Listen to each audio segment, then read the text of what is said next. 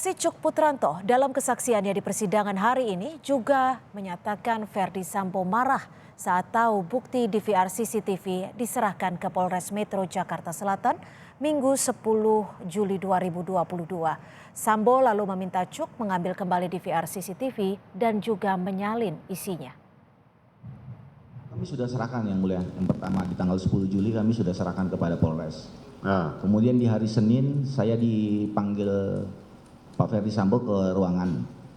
Kemudian beliau tanyakan di mana DVR CCTV. Kemudian saya sampaikan DVR CCTV yang mana Jenderal? Dia bilang, CCTV yang di sekitar rumah. Dia bilang, siap, saya sudah serahkan ke Polres Jakarta Selatan. Terus beliau sudah nada tinggi, beliau tanya, perintah siapa untuk diserahkan ke Polres Jakarta Selatan? Saya hanya menjawab siap. Terus beliau bilang, kamu ambil sekarang, kamu lihat dan kamu copy. Terus kemudian saya tanyakan, mohon izin Jenderal, apakah tidak apa-apa untuk di copy dan dilihat? Jangan banyak tanya kamu. Lakukan saja, kalau ada apa-apa saya yang bertanggung jawab. Kemudian beliau baru sampaikan, kalau penyidik tanya baru serahkan.